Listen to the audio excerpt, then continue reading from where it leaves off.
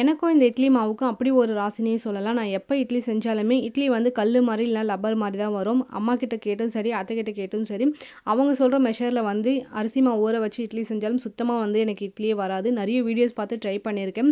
சுத்தமா வரவே வராது. சரி இது நம்மளுக்கு செட்டே ஆகலன்னு சொல்லிட்டு விட்டாச்சு.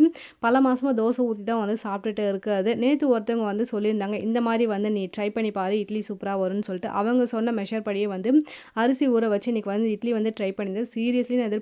செம்ம சூப்பரா சாஃப்ட்டா வந்திருந்தது. என் ஹஸ்பண்டே ஷாக் ஆயிட்டாங்க. "நீ ஏன் வந்து இந்த அளவுக்கு வந்து இட்லி வந்து செஞ்ச?" அப்படின்னு சொல்லிட்டு. அப்புறமா சொல்லியிருந்தேன், அக்கா தான் வந்து மெஷர் சொல்லியிருந்தாங்க. அவங்க சொன்னபடி தான் செஞ்சுட்டு இருந்தேன்னு சொல்லிட்டு. ஹஸ்பண்ட் கிட்ட இன்னைக்கு சிக்கன் தான் வாங்கிட்டு வர சொல்லியிருந்தேன்.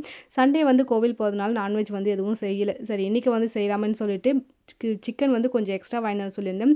சிக்கன் பிரியாணிக்கு குழம்புக்குன்னு சொல்லிட்டு நைட்டுக்கும் சேர்த்தா மாதிரி குழம்பு வந்து கொஞ்சம் எக்ஸ்ட்ரா வச்சிருந்தேன். நைட்டு கொஞ்சம் வேலை மிச்சமாகும்னு சொல்லிட்டு அப்படியே புதினா கொத்தமல்லிலாம் எடுத்து வச்சு ரெடி பண்ணியிருந்தேன். அரிசிலாம் ஊற வச்சுட்டு பிரேக்ஃபாஸ்ட் வந்து பாப்பாவுக்கு ஊட்டி முடிச்சுட்டு அதுக்கப்புறம் வந்து பிரியாணி வேலைலாம் வந்து செய்யலாம் அப்படின்னு சொல்லிட்டு. இதோட அடுத்த ஒரு ஷார்ட்ஸில் பார்க்கலாம்.